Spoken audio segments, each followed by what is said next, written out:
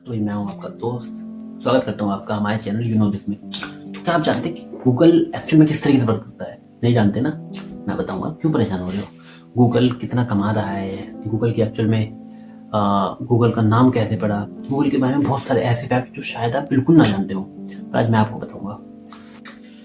तो चलो जानते हैं कि गूगल की शुरुआत कहाँ से हुई। गूगल की शुरुआत हुई 4 सितंबर 1998 में कैलिफोर्निया के स्टैनफोर्ड यूनिवर्सिटी में दो पीएचडी स्टूडेंट ने करी। दोनों स्टूडेंट का नाम क्या था? एक का नाम था लैरी पेज और सर्गे ब्रिन। ये स्टूडेंट्स का नाम था। उन्होंने गूगल की स्थापना करी। डेवलपर है वो गूगल के। उसके बाद हम आते हैं, गूगल का नाम पहले क्या था? क्या आपको पता है? गूगल का नाम गूगल तो बाद में रखा गया, उससे पहले उसका नाम था बैकरब। हाँ जी, बैकरब। बैकरब किस तरीके से वर्किंग करता था? वह वेब पेजों के क्वालिटी और कीवर्ड्स के अकॉर्डिंग नहीं, बल्कि बैकलिंक्स के अकॉर्डिंग सर्च करता था। बैकलिंक्स की रैंकों के हिसाब से वो जानकारी हमें जो भी देता था, दिखाता था, जो भी था।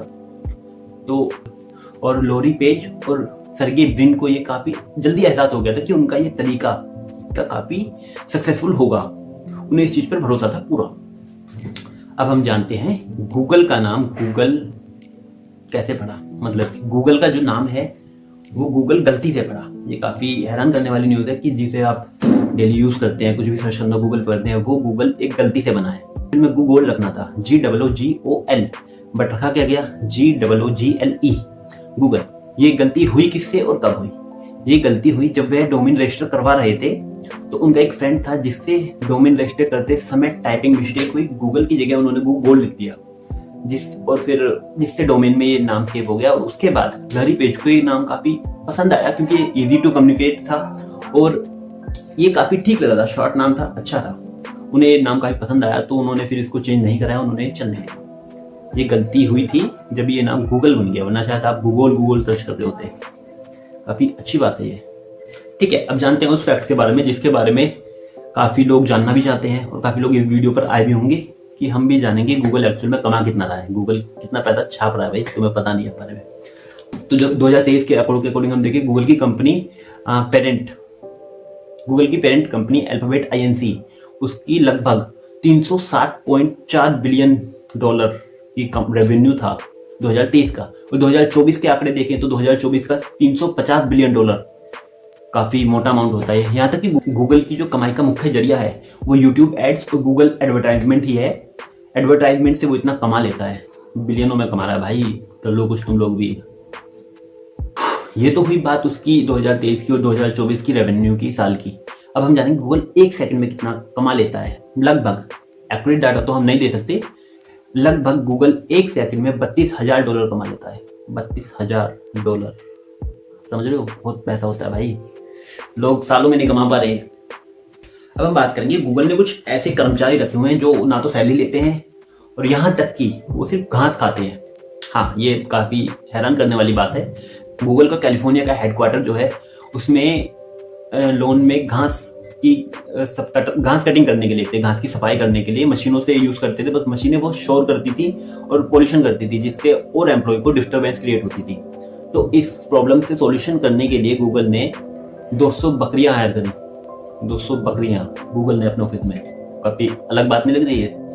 बकरियां हायर उन्होंने इसलिए करी, लोन में घासों की ट्रिमिंग बकरियां खाती हैं तो वो ट्रिमिंग अच्छे से हो जाती है और कोई शोर नहीं होता, कुछ नहीं होता, जिससे और एम्प्लॉय भी अपने काम पर फोकस कर पाते, कोई डिस्टर्बेंस नहीं होती और एक इको फ्रेंडली कल्चर बना रहता है। ये काफी बढ़िया न्यूज नहीं है? तुम्हें लगता नहीं है कुछ अलग बताया मैंने आज? अब हम जानते हैं गूगल डूडल की शुरुआत कैसे हुई। वो भी 1998 में ही हुई थी।